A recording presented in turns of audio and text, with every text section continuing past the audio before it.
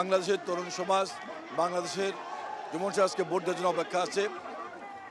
আল্লাহ পাক যদি আগামী নির্বাচনে বিএনপিকে জনগণের সেবা করার সুযোগ দেয়, আল্লাহ পাক যদি আমাকে ঢাকা 12 আসনে কবুল করেন, জনগণের সেবা করার সুযোগ দেন, এই এলাকায় সবচেয়ে প্রথম কাজ হবে সেটি হলো এলাকাকে মাদক মুক্ত করতে হবে, এলাকাকে সন্ত্রাস মুক্ত করতে হবে, চাঁদাবাজ মুক্ত করতে হবে এবং কিশোর গ্যাং মুক্ত করতে হবে।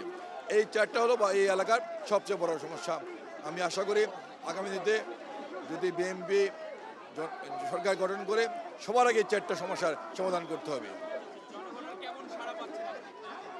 জনগণ গত 70 বছর কিন্তু ভোট দিতে পারেনি, জনগণ ভোট দেওয়ার অপেক্ষা আছে।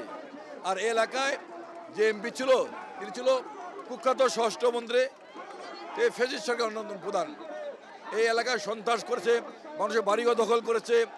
কুখ্যাত স্বরাষ্ট্রমন্ত্রীর পুত্র সেই এলাকায় মাদকের অঙ্গের রাজ্য পরিণত করেছিল। তাই আজ মানুষ আজকে ব্যাপকভাবে সাড়া দিচ্ছে এই এলাকায় সন্ত্রাস মুক্ত করার জন্য, মাদক মুক্ত করার জন্য, চাঁদাবাজ মুক্ত করার জন্য। চলার পথে আমরা আমাদের ঐক্য আরও দৃঢ় হবে ইনশাল্লাহ।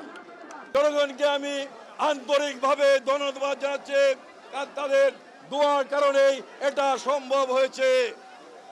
প্রিয় সাথী বন্ধুরা, এই সরকার আগামী বছর ফেব্রুয়ারি মাসে একটি নির্বাচন হবেন ঘোষণা করেছেন। ফেব্রুয়ারি মাস কাছাকাছি হয়ে গেছে। আপনারা জানেন অনেক আগেই একটি রাজনৈতিক দল তাদের প্রার্থিতা ঘোষণা করেছেন। আরো বেশ কয়েকটি রাজনৈতিক দল তাদের প্রার্থিতা ঘোষণা করেছেন। গত 4-5 দিন আগে বিএনপিও 237টি আসনে তাদের প্রার্থিতা ঘোষণা করেছেন। সারা বাংলাদেশে নির্বাচনী হাওয়া চলছে। তাই এই সরকারের প্রতি আহ্বান থাকবে, নির্বাচন কমিশনের প্রতি আহ্বান থাকবে, অতি দ্রুত নির্বাচনের তফসিল ঘোষণা করতে হবে। বাংলাদেশের মানুষ গত 16 বছর কোন নির্বাচনে ভোট দিতে পারেনি। গত 16 বছর জাতীয় সংসদ নির্বাচন, স্থানীয় সংসদ নির্বাচন, এমনকি কোন সামাজিক সংগঠনের নির্বাচনও মানুষ ভোট দিতে পারেনি। দিনের ভোট রাতে দিয়ে সম্পন্ন করেছে। তারা তাদের মন মতো প্রার্থীকে বিজয়ী ঘোষণা করেছিল।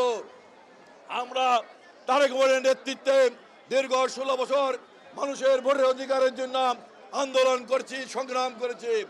আন্দোলন সংগ্রাম করতে গিয়ে অনেক ভাই গুম হয়েছেন, অনেক ভাই খুন হয়েছেন।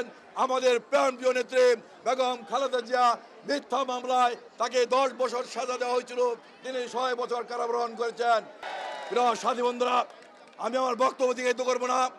মানুষের ভোটের অধিকারের আদায়ের জন্য আমাদের নেত্রী বেগম খালেদা জিয়া দীর্ঘ বছর তিনি আন্দোলন সংগ্রাম করেছেন, 6 বছর কারাবরণ করেছেন। জীবনের তার মৃত্যু যে কোনো মুহূর্তে হতে পারে এটা ভেবেও কিন্তু শেখ হাসিনার সাথে আপোষ করেননি।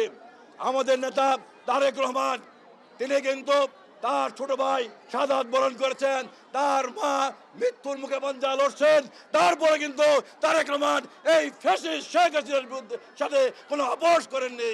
প্রিয় সাথী বন্ধুরা, তিনি আমাদের নেতা তারেক রহমান বাংলাদেশের মানুষের স্বাধিকার আন্দোলনের জন্য, বাংলাদেশের মানুষের ভোটের অধিকার আদায়ের জন্য, বাংলাদেশের গণতন্ত্র প্রতিষ্ঠার জন্য, বাংলাদেশের স্বাধীনতা সার্বভৌমত্ব রক্ষার জন্য, এই বাংলাদেশে ইসলামী ঐক্য প্রতিষ্ঠা করার জন্য আমাদের নেতা তারেক রহমান বাংলাদেশের সাধারণ মানুষকে নিয়ে আন্দোলন সংগ্রাম করেছেন।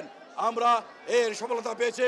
আগামী বছর যে নির্বাচন হবে সেই নির্বাচনে বাংলাদেশের গণতন্ত্র প্রতিষ্ঠার জন্য, বাংলাদেশের মানুষের অধিকার আদায়ের জন্য, বাংলাদেশের স্বাধীনতা সার্বভৌমত্ব রক্ষার জন্য এবং বাংলাদেশের ইসলামী ঐক্য অটুট রাখার জন্য আগামী নির্বাচনে ধানের শীষে ভোট দিয়ে সকল জায়গায় বিএনপির প্রার্থীকে জয়যুক্ত করবেন, সেই আহ্বান জানিয়ে আমি আমার বক্তব্য শেষ করছি।